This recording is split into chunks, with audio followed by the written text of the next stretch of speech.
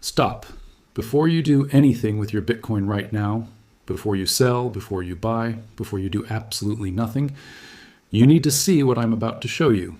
Because the last 3 times people sold Bitcoin at this exact signal, they watched it go up 300, 500, 600% without them. This is not hype. I have the data, and I'm going to show you every single number. And everybody right now is asking the exact same question. Where is the bottom? But here's the thing, and I need you to hear this clearly before we go any further. That is the wrong question, and asking the wrong question is going to cost you money. There is a completely different question you should be asking, one that is backed by 15 years of on-chain data, not gut feelings, not chart guessing, not social media noise. And that question, and the answer to it, is what this entire video is about. So if you are new here, welcome to the Wealth Continuum, where we cut through the noise and talk about building real, lasting wealth. Hit that subscribe button right now, because what we cover here is the kind of information that most people only find out about after it is too late. Nothing in this video is financial advice. I am not your financial advisor. Everything here is for educational and informational purposes only. Always do your own research and consult a qualified financial professional before making any investment decisions. Crypto markets are highly volatile and you can lose money. Now, stay with me, because in the next 15 minutes, I'm going to walk you through 3 specific on-chain signals that have shown up at every single major Bitcoin bottom in history. One line on a chart that has called every major low going back to 2015. The fundamentals that are quietly building underneath the surface right now, and the historical return data from every time these signals lined up together. By the end of this video, you will not be asking, where's the bottom? You will be asking a much smarter question. And that shift in thinking, that is where real wealth building begins. Let us go. Before we look at any data, I want to talk about something that almost nobody addresses. And it is the psychology behind why most people lose money in these moments. Here's what happens in a bull market. Price goes up, then it goes up more, then it starts going parabolic. That steep, almost vertical climb, and people start hearing stories. Their neighbor made money, their coworker doubled his portfolio, their brother-in-law will not stop talking about it at family dinners. And so more and more people pile in, more buyers keep showing up. Demand keeps rising. But eventually, and this is the part nobody talks about at the dinner table, you run out of buyers. There is nobody left to push the price higher. And when that happens, it stalls, and then it rolls over. Now here is where human psychology works completely against us on the way down. The same people who bought near the top because everyone was celebrating, those people start panicking. They sell. And that selling pushes the price down further, which causes more panic, which causes more selling. Until eventually, and this is the key, you run out of sellers too. Markets stop going up when they run out of buyers. Markets stop going down when they run out of sellers. Write that down. Put it somewhere you will see it. Because that one principle, if you truly understand it, changes everything about how you navigate moments exactly like this one. So the right question is not, where's the bottom? The right question is, are we running out of sellers? And that is what the data can actually tell us. Comment below right now. Are you someone who has sold during a Bitcoin crash before and regretted it? Or are you the type who holds no matter what? I genuinely want to know, because it shapes everything about how you should be thinking about what I am about to show you. All right, stay with me here, because this next section is where it gets really interesting and where most people never look. One of the things that makes Bitcoin genuinely unique as an asset is the fact that it runs on an open blockchain. That means everything is transparent. We can see wallet activity, how long coins have been sitting dormant, what long-term holders are doing, how much of the supply is sitting at a loss. We call this on-chain data, and it gives us a level of insight into market behavior that you simply cannot get with stocks or gold or real estate. So here are the 3 signals I'm watching right now to identify seller exhaustion. Signal number 1, more than half. The market is underwater. There's a metric called percent supply in profit. It tracks what percentage of all Bitcoin holders are currently sitting at a gain versus sitting at a loss. When that number drops to or below 50%, meaning half the market is underwater, that historically has been one of the clearest signals that sellers are getting exhausted. Think about it logically. If you bought Bitcoin and you're already at a loss, the emotional and psychological pressure to sell is enormous. A lot of people do sell, but the ones who hold through that pain, They are the strongest hands in the market. And once the weak hands have sold, once the people who were going to sell have already sold, you start running out of sellers. Looking at the data going back through 2022's bear market low, the 2018 crash, and the 2015 bottom, every single time that metric hit the 50% line, we were at or very near the cycle bottom. Right now, as of June 2026, that metric is sitting right on that line again. But here is what they are not telling you, and this is the part that changes everything. This is not happening in isolation. There are two more signals lining up at the exact same time. Signal number 2, Bitcoin miners are capitulating. This one is huge, and I do not see enough people talking about it. Bitcoin miners are some of the largest holders of Bitcoin in the entire ecosystem.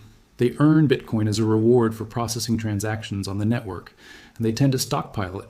But when things get tough, when the cost of mining exceeds the revenue they are generating, miners start selling their Bitcoin just to cover expenses. We call this miner capitulation. There's a chart called the hash ribbon that measures this. It tracks the computing power on the Bitcoin network, and when miners start shutting down operations or selling their holdings, you can see it clearly in the data.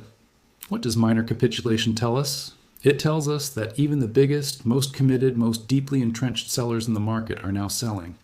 And when even they have sold everything they need to sell, like when the miners have capitulated, the selling pressure starts to evaporate. Go back and look at the hash ribbon in 2015, in 2018, in 2022. Every single major bottom had miner capitulation showing up right around that time. Right now, the hash ribbon is showing exactly the same pattern.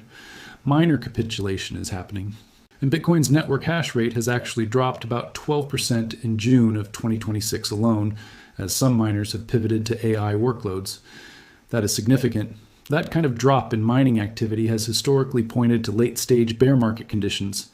Stay with me, because the third signal is the one that always surprises people. Signal number 3, long-term holders are flipping from selling to buying. We talk a lot about weak hands and strong hands in crypto. Weak hands are the people who buy during the excitement and sell during the fear. Strong hands, or long-term holders, are the people who have been through multiple cycles. They know how this works. They have conviction. There is a metric called long-term holder position change. It tracks whether long-term holders as a group are accumulating or distributing, buying or selling. What the data shows is this. During the run-up to every market top, long-term holders start quietly selling into the excitement. They are taking profits. And then when the market crashes and everyone else is panicking, they flip. They go from selling to buying. Right now, in June of 2026, long-term holders are doing exactly that. They went through their distribution phase, and the data is now showing them moving back into accumulation, buying at these depressed prices. Ask yourself this. If the people who have held Bitcoin through every single crash since 2015 are now buying, what do they know that the panicking sellers do not? 3 signals, all 3 lining up at the same time. 50% supply and profit, miner capitulation. Long-term holders flipping to accumulation. This combination has appeared at every single major bottom in Bitcoin's history. By the way, what is the weather like where you are watching this from? Drop it in the comments. I am genuinely curious where the wealth continuum community is spread across the globe. Sometimes I look at the comments and it blows my mind. People watching from Karachi, Lagos, London, Sao Paulo, Manila. This conversation is happening everywhere because this matters everywhere. All right, 3 signals. But now I want to show you the one indicator that, more than anything else I've ever studied, has proven itself over 15 years of Bitcoin market cycles. If there is one thing you watch, just one, this is it. It is called the 200-week moving average. Here is what it is. It takes the closing price of Bitcoin every week for the last 200 weeks, that is roughly 4 years, and averages them together. That single number becomes a line on a chart, and that line tells you something profound. Historically, every single time Bitcoin's price has touched or dropped below that line, it has been what I call a historic buying opportunity. Not a guess, not a feeling, a 15-year repeating pattern.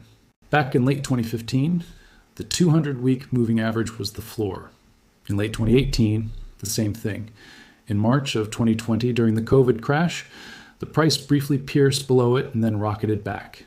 In 2022, The price sat below the line for about 16 months, the longest stretch ever, before recovering and eventually running all the way to a new all-time high of $126,000 in October of 2025.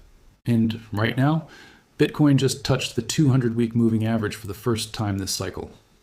On the 4th of June, 2026, Bitcoin tagged that line right around $61,000, according to data from CoinGlass.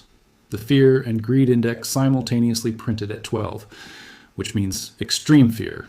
And if you know your Bitcoin history, you know that extreme fear and a 200-week moving average touch is one of the most historically significant combinations you can see. Now, and I want to be extremely clear about this, touching that line is not a guaranteed bottom signal. In 2022, the price actually broke below it and stayed below it for over a year.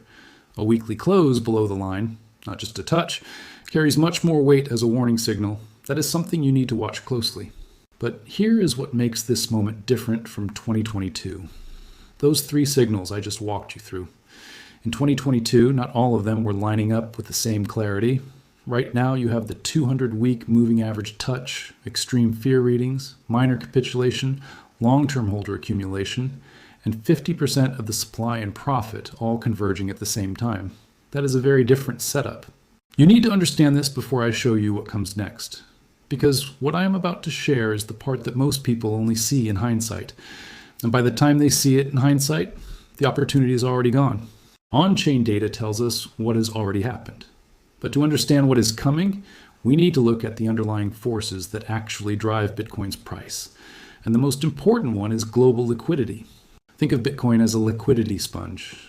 When there is a lot of money flowing through the global financial system, when central banks are expanding their balance sheets, when money supply is growing, when credit is available, Bitcoin soaks that up faster than almost any other asset. It is the fastest boat when the tide is rising. Right now, the data on global liquidity from major central banks is showing an uptick. Multiple analysts and independent indexes are pointing to global liquidity turning back up. And here is the part that should grab your attention. Bitcoin's price has not moved up with it yet. There's a gap between where liquidity is pointing and where Bitcoin's price currently sits. That kind of divergence historically tends to close, and when it closes, it tends to close fast and hard to the upside. The second piece of the fundamental picture is bond market volatility. There's an index called the MOVE index that tracks volatility in the bond market. When bond volatility is high, it creates uncertainty across all risk assets, stocks, crypto, everything. When it comes down, it acts like a release valve. It creates a favorable environment for risk assets to start moving again. The data right now shows bond volatility has been coming down from recent peaks, which is a quietly bullish signal that most people are completely ignoring. Now, there is also an important nuance here about the 2-year cost basis. The 2-year cost basis measures the average price at which Bitcoin that has moved on-chain in the last 2 years was acquired. Right now, that number sits well above current Bitcoin prices, meaning a large portion of recent buyers are underwater. That is painful for them. But for someone watching from the outside, it is actually a classic sign of late-stage capitulation. When recent buyers are sitting at losses this deep, and the selling pressure that comes from that group is at or near its peak, and once they have sold, they are done selling. Hit like right now if this kind of deep dive analysis is what you come to the Wealth Continuum for. This is exactly the kind of content I want to keep bringing you. Not hype, not price predictions, not clickbait. Real frameworks for thinking about real money. Now, let us put all of this together and look at what has actually happened every previous time these signals converged. Because past performance is not a guarantee of future results. I need you to hold that disclaimer in your mind as I walk through this. But I also think it is intellectually dishonest to ignore 15 years of repeating data just because it makes us uncomfortable. When the 50% supply and profit signal, the hash ribbon capitulation, the long-term holder flip, and the 200-week moving average touch have all appeared together, it has historically produced what I call historic buying windows. Let me walk you through the numbers. Going back to around 2011 and 2012, when Bitcoin was trading at just a few dollars, within 2 years, the return from those levels was over 2,500%. Not relevant to most of us today, but it sets the baseline of what this asset has been capable of. In 2015, when the price bottomed around $227, within 2 years, The return was roughly 470%. In late 2018, when the price crashed to around $3,500 after the ICO mania collapsed, within 2 years, the return was approximately 185%. That was the worst performing bottom in Bitcoin's history. The worst one. Still 185%. In December of 2022, when the FTX collapse sent Bitcoin to around $16,000 and everyone declared it officially dead, the return from that bottom to the October 2025 all-time high was over 650%. Now look at something else in that data. Look at the lows themselves. $227, $3,500, $16,000, $62,000 today. Every single low is higher than the last. Higher lows over 15 years. That is not an accident. That is a structural trend. And if that trend continues, and there is no guarantee it will, but if it does, then what we are sitting at right now starts to look a lot like every other buying window this asset has ever produced. The median return from every one of those historical buying windows, roughly 500%. And yet, every single time, the story was the same. There was always a reason it was different this time. In 2018, it was the ICO bubble. In 2020, it was a global pandemic. In 2022, it was FTX and contagion. Today, it is concerns about AI pulling liquidity, about interest rates staying higher for longer, about quantum computing, about any number of narratives that feel very real and very scary right now. And some of those concerns might be valid in the short term. The price could go lower. I want to be honest with you about that. It is entirely possible. But here's the question I keep coming back to, and I want you to sit with this one. Is the story actually different this time? Or is it always the same story with different characters? That is not a rhetorical question. I genuinely want you to think about it. Drop your answer in the comments below. Are you in the camp that this time really is different? Or are you in the camp that the cycle repeats? The conversation in the comments is always some of the best thinking I see anywhere online. So let me bring this all home. We are sitting right now at the intersection of three powerful on-chain exhaustion signals: the 200-week moving average touch, and a global liquidity environment that is quietly turning more favorable. The data is not screaming buy at any price right now. The data is saying we are in deep value territory. We are in the range where every patient, data-driven, long-term thinking person who has ever participated in this asset has historically been rewarded for their patience. Does that mean the bottom is in today? No. The bottom could be in right now, or it could still be a few months away. What we know for certain is that we are in the zone, and historically, chasing the exact bottom has been far less important than simply being in the zone. The people who changed their financial lives with Bitcoin did not do it by catching the exact bottom to the dollar. They did it by being willing to buy when it felt the most uncomfortable, when the news was the worst, when the fear was the highest, when everybody around them thought they were insane. That is not easy. I know that from personal experience. I have been through every one of these crashes since around 2015, and every single time my brain found reasons to hesitate. I did not sell, but I also did not buy as aggressively as I could have, and I have learned from that. So that is the real lesson here. Not a price target, not a prediction, a framework, a way of thinking that separates people who build wealth over time from people who watch from the sidelines and wonder why they missed it again. If this video gave you a new way to look at this moment, share it with one person who needs to see it. Not someone who is already deep in crypto. Someone who is on the fence. Someone who is confused. Someone who is scared.